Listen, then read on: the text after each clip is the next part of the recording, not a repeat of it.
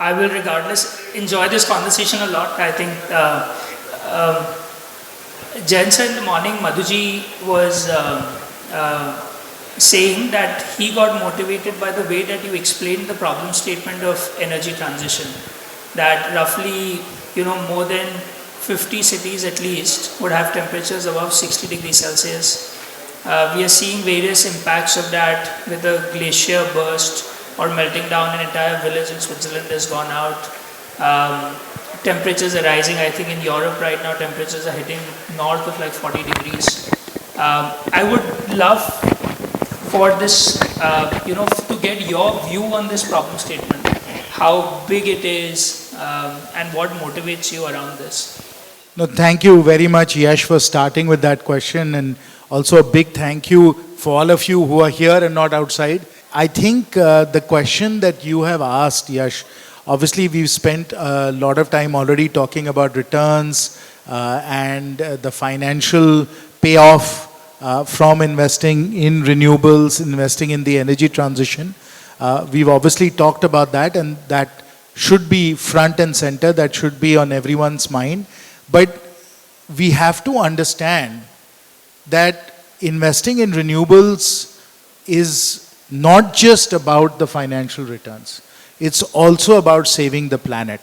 And it's a very happy coincidence that we are at a current stage as far as renewables are concerned, as the Honorable Minister said, where not only are renewables more cost effective compared to thermal and fossil-based alternatives, that they are obviously now being implemented purely from a cost effectiveness perspective.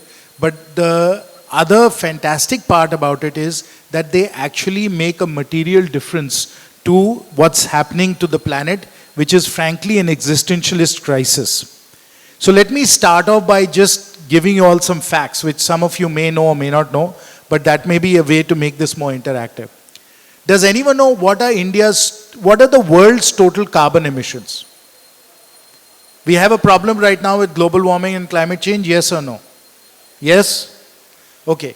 So what is the total amount of carbon equivalents that humanity is putting out on planet Earth? Does anyone know the number? Total carbon equivalent emissions every year. Guess? Anybody wants to make a guess? Yash? I would not get close to it. Okay. So the total amount of carbon equivalent emissions that the world is putting out every year is 60 billion tons. Okay. It's somewhere between 58 to 60, but roughly this year, 2025, we should hit about 60 billion tons.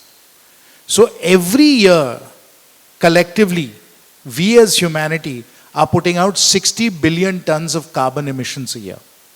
Why does that matter?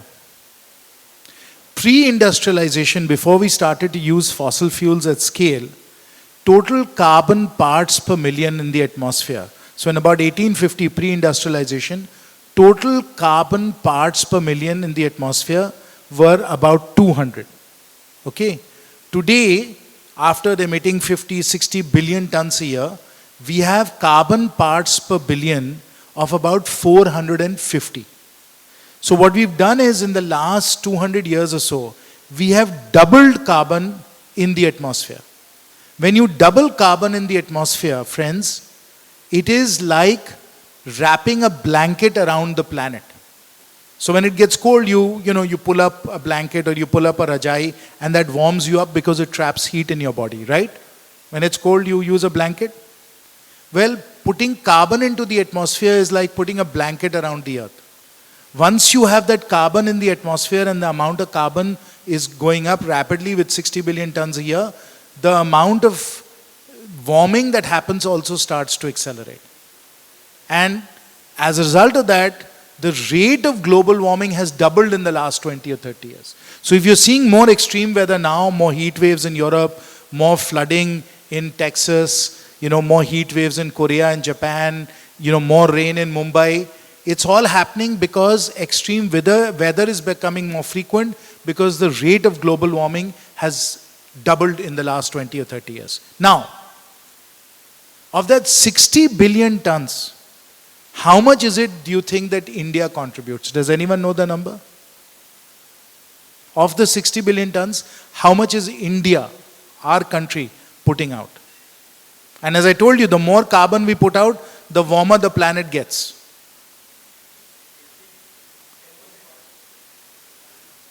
The actual number is 3.5 billion tons. Okay?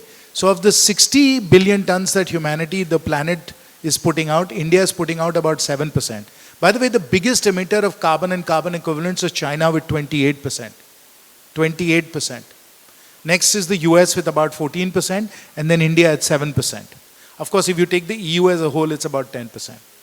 But as a single country, India is number 3 with 3.5 billion tons. Now, let's come to the punchline. The number that I was building up to, which is why renewable energy is so important. Of the 3.5 billion tons, how much do you think are coal-fired power plants? Anyone? Guess? No? It's 1 billion tons.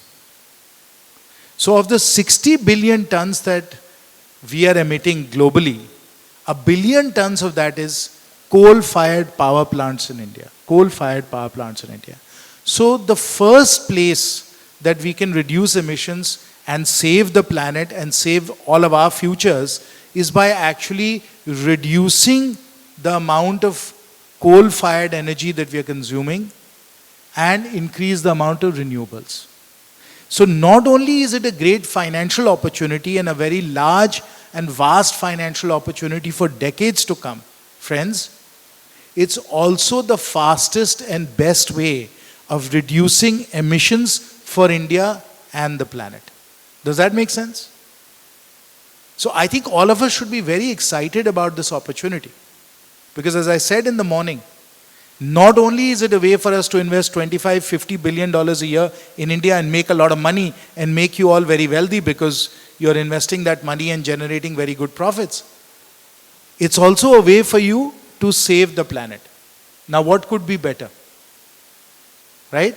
That's why the Renewable Summit for IVCA is so important, because it's shedding light on literally a burning issue that the planet is dealing with. And of course, for green returns, which we will be doing in November, we'll talk some more about this set of issues and what are the blended finance instruments, the large-scale capital instruments, the policy frameworks that have been put in place to be able to go after this very high priority investment opportunity. First, because of $25-50 billion a year of requirements, of good solid returns, and because it is the quickest and best way for India and the planet to reduce emissions as well. Does that make sense? Okay, you have some questions here. So this problem statement is in this larger bucket of strategic autonomy, where I think that it solves a lot of problem statements. We have a 140 plus crore population. We need to generate value-added jobs.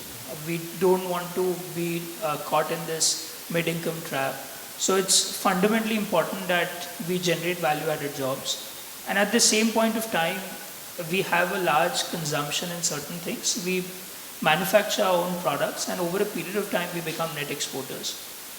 In electronics, I think the government did a good job. In solar modules,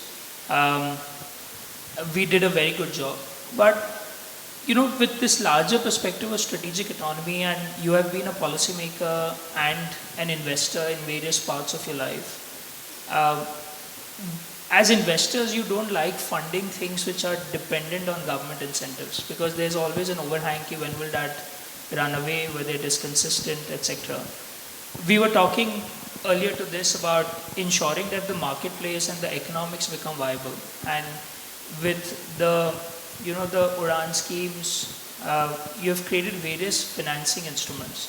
So if you don't mind taking an example of one ecosystem, maybe it is in renewables, maybe it is outside, in terms of how that ecosystem evolved. And I think that is a hat that investors also should wear while investing in this ecosystem. So Yash, you ask a very important question, or actually a series of questions. But the very important question you're asking is that if renewable energy is so important in India, do we have the ability to manufacture solar panels, and other necessary equipment that are required for renewable energy? That's your question. And if we have to do it in a way Atmanirbhar, how do we do it? The answer is that we are well on the way to getting to Atmanirbharta on solar equipment as well. The very good model that we have in front of us, as you correctly alluded to, is smartphones. 10 years ago, India, which was at that time also the second largest consumer of smartphones, was importing 100% of its smartphones. 100%. Today, not only are we domestically producing virtually all our smartphones, 100% of our domestic, we are also exporting about $25 billion worth of smartphones. And smartphones, in fact, have become our largest export, even more than engineered goods and petroleum products. So smartphones have become a $25 billion export category for India, largest exported good from India. And that has all happened over the last 10 years because through a series of very good policy mechanisms, the government has been able to support and build up and unleash markets that enable the production and export of smartphones. There were a variety of things that were done. I'll quickly go down the list. Obviously, the production-linked incentive program was one. Number two was reducing the domestic requirements of assembling smartphones and selling smartphones, which opened up the market domestically. Number three was being very responsive to industry and working with industry to iron out all the wrinkles, all the problems in implementing this program. Number four was sufficient investment, not just from Apple, but from domestic Indian players like the Tatas and Dixon and so on. So we had a whole ecosystem that got developed. And then number five, our state governments also have been very supportive. All of you who are interested in understanding how it is that smartphones really took off, I'd commend you to read an article which came out in Business Standard today, excellent article on how smartphone manufacturing has taken off in India. And just like smartphone manufacturing has taken off, we are producing about $65 billion a year of smartphones, of which, as I said, $25 billion are being exported. We are going down the same track when it comes to solar panels. And we heard earlier that solar panels, of course, are being manufactured in India, they're being exported. We are making cells and we are getting down to the ingot level as well, where we are actually starting from raw silicon also. So we are rapidly bringing in an ecosystem for solar panel manufacturing that will increasingly be produced in India and exported from India. And when it comes to power equipment, when it comes to battery storage, I think a similar kind of indigenization process will happen, and we will build up those industries as well. Once we build up those industries, not only will we be able to supply our domestic requirements, which are very substantial, but we will become a manufacturing hub for other countries as well, which will be, as you correctly pointed out, extraordinarily important for India in terms of job creation and growth. And I'll conclude this answer by saying the following. It's very, very important for India to be able to grow 8-9% a year. We are currently growing about 6 to 7% a year. We need to increase GDP growth rate by another % or two at least if we want to get to Viksit Bharat by 2047. So we need to increase GDP growth rate by another % or two from where we are right now. The best lever in my mind for doing that, the single best lever for doing that is to actually massively increase investments in the green economy. As I said earlier this morning, the green economy can easily absorb another $25 to $50 billion a year, easily. Total corporate capex in India right now is about $60 to $70 billion. So if we can increase it by another $50 billion for the green economy, we can dramatically increase GDP growth rate, create high quality jobs, and spur India on a sustainable development trajectory heading towards Viksit Bharat, that is about $15,000 GDP per capita, about $30 trillion in GDP. So that's why I think it's vitally important that we increase investment, and we increase investment in areas like solar panel manufacturing, battery storage, electric vehicles, and so on. So in addition to that, or a follow-on to that, is there would be a lot of fund managers sitting in this room. And while the domestic ecosystem has evolved, but today India is about $900 billion in FDI. And That's a cumulative number. cumulative number. And I think if you look at the market cap, we would have $4.2 trillion in the listed universe and plus another, let's say roughly $800 billion in the private ecosystem. Let's say that's $5 trillion of market cap. So, and we are roughly about 4 to 5% of anyone's book, right? Whether it would be Canada, Japan, etc. Now, when you were the Emers Finance, I think you were instrumental in creating the NIIF, which was the National Investment and Infrastructure Fund.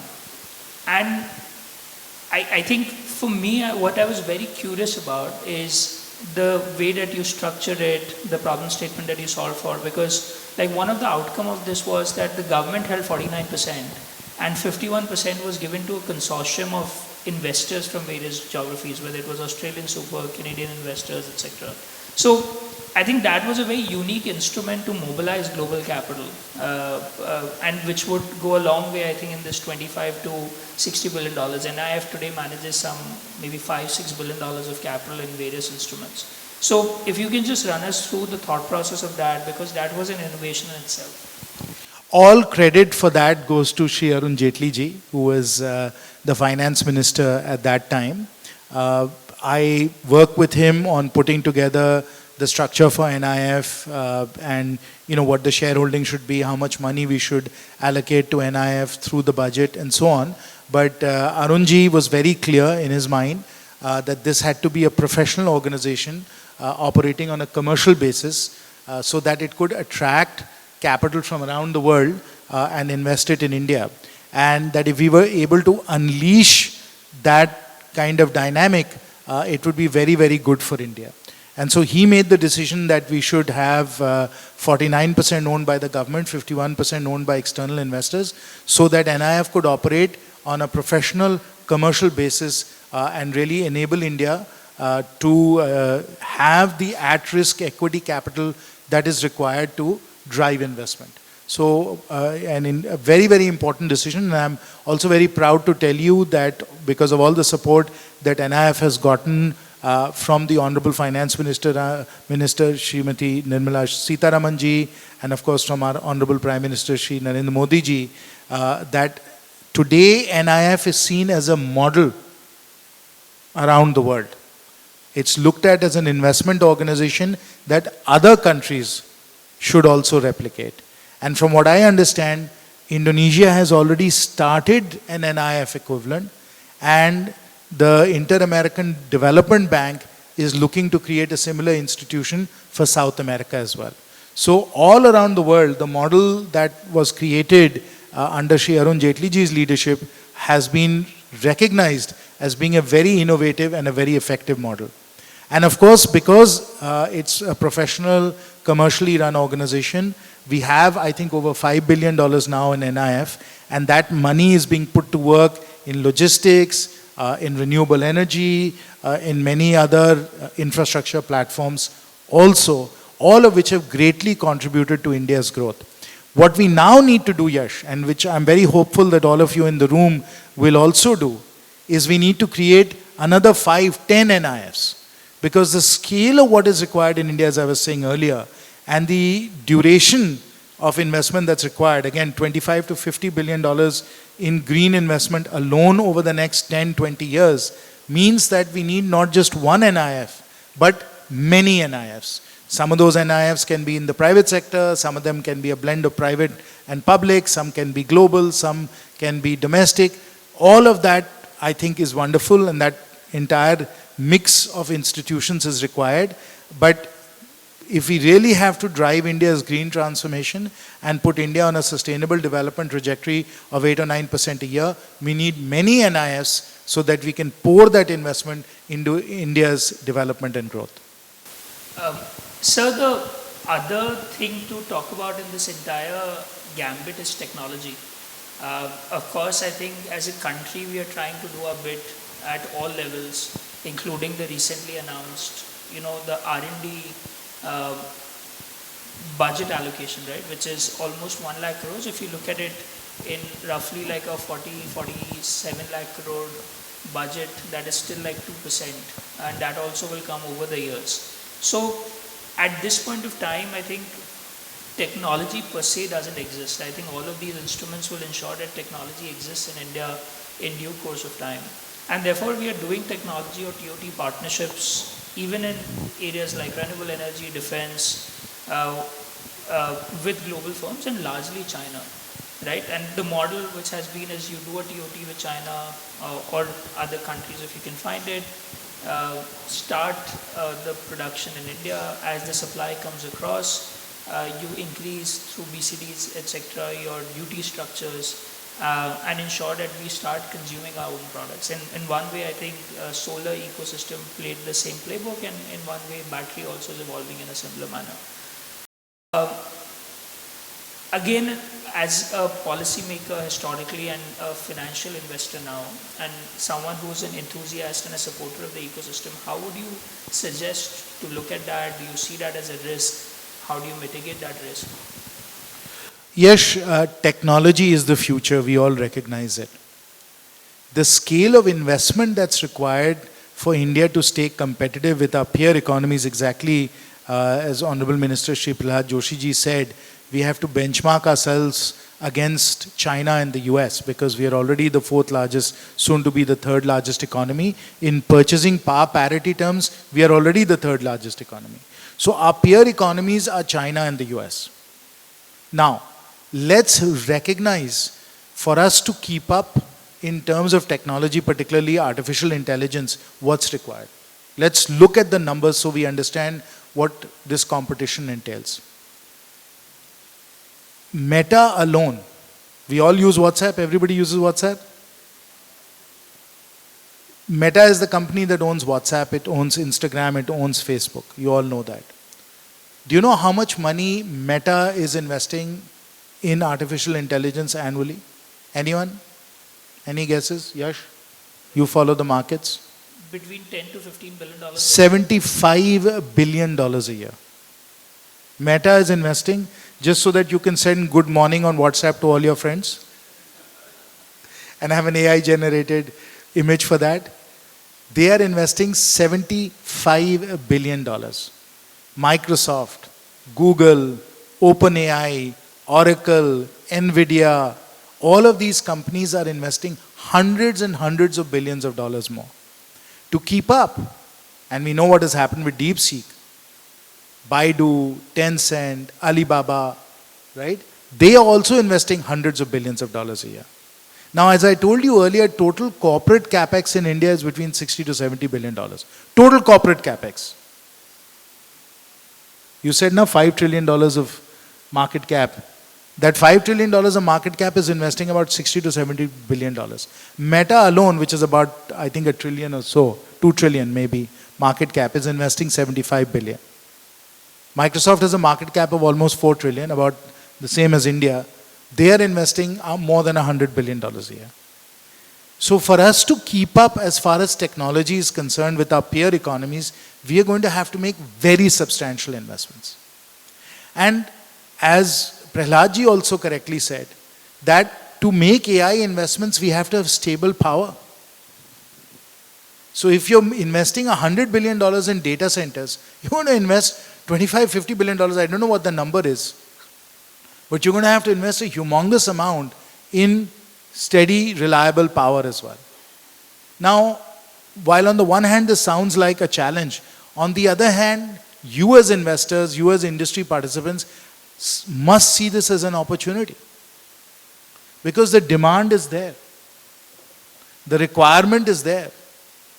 We need that power, we need that artificial intelligence data center, we need all of this because that's the way India will compete, that's the way India will get towards high income status.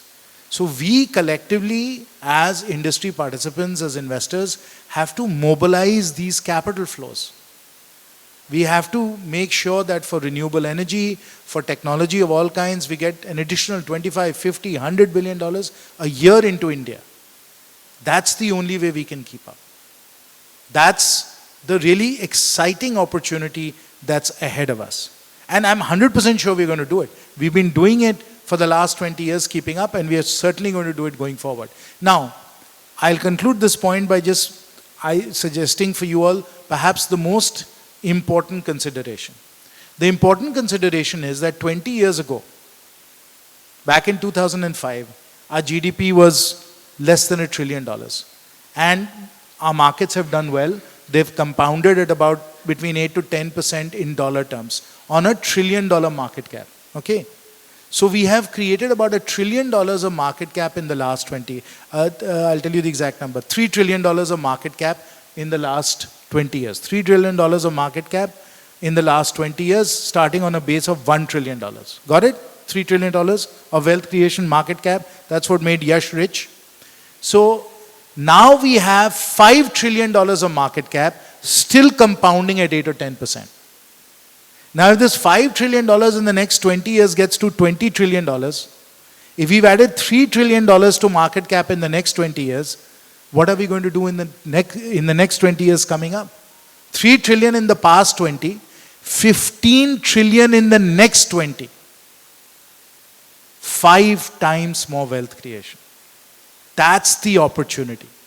So if you think Yash is doing well right now, wait till he has 5 times more money in his pocket. Then he'll So be, we're all behind you. huh? No, but the reason I'm saying it is because I said we need large numbers in India. But these large numbers are also going to result in large wealth creation, large return generation. Does that make sense? Do you see what I'm saying? And it's the people in the room that are going to drive those capital flows and do extremely well because they're going to generate these returns as well. That's the opportunity we have in front of us. So all the wealth creation in India that we've had, we are going to have 4 to 5 times that same wealth creation in the next 20 years because the size of our economy now is $4 trillion, $5 trillion in market cap. Does that make sense to you? It's compounding on a much larger base with the same number of people. There you have it, Yash. I think any questions from the audience? I can go on and on. Yes, please.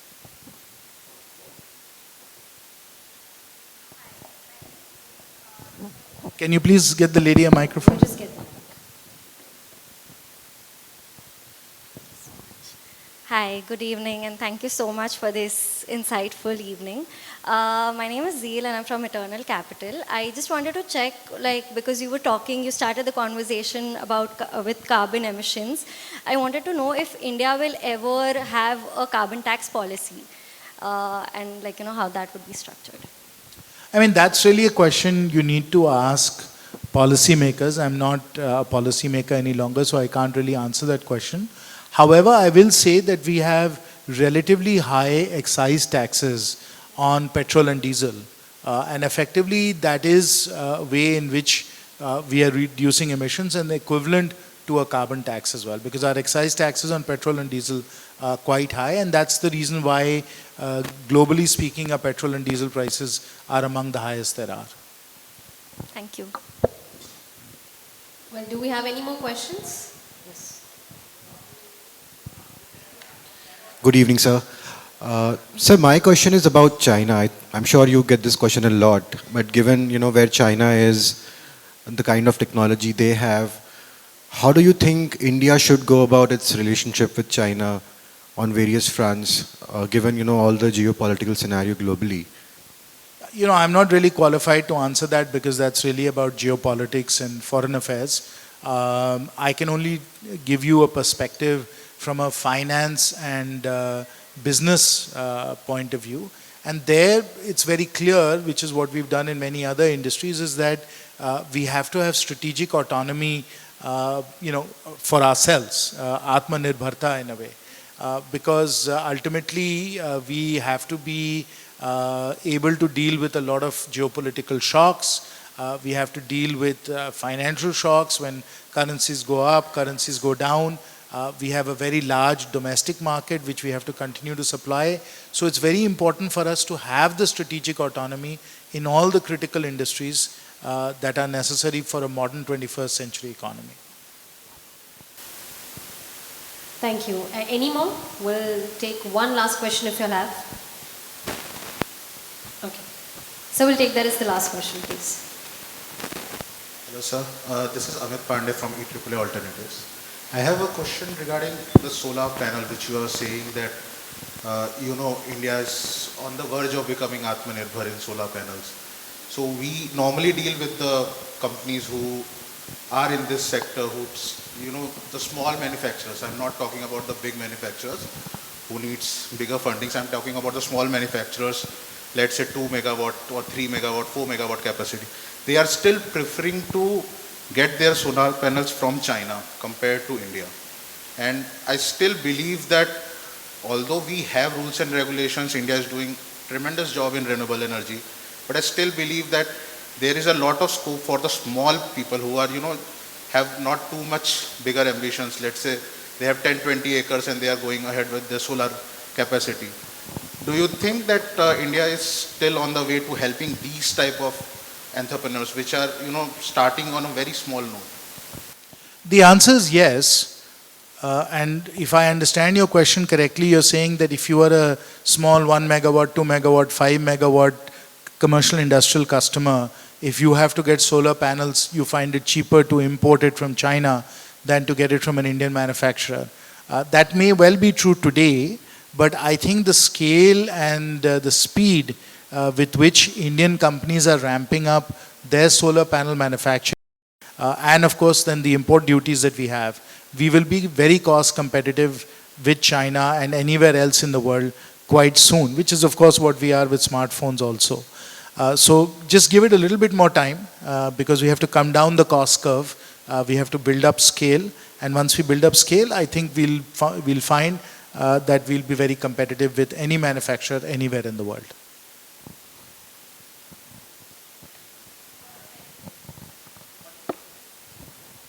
So we'll keep it very brief, please, because we're running out of time. Yeah. Sir, from a government side, there are companies which are listed companies in the energy transition value chain who are making subnormal profits, 40% plus EBITDA margins. Power Grid itself is making 30% plus PAT, right? 15,000 crores. How does the government look at it? Like, what is a good sustainable margin which will invite investments into the ecosystem while still making benefit for the end consumer who's eventually paying for all of this? The goal for all government policy makers is to ensure that we have well-regulated, well-functioning markets. And the best way to ensure that is to have sufficient competition. If there isn't enough competition, then obviously we want to ensure that barriers to entry and so on are low enough to create more competition. If you're in a situation where you are in a monopolistic market, then obviously you have to look at regulation as well. So I can't speak to any specific instance, but by and large the goal of all policy makers is to enable markets to function well. If markets are functioning well, then obviously consumers are going to and customers are going to get sufficient services at the right price. Thank you. Thank you so much. I believe with that we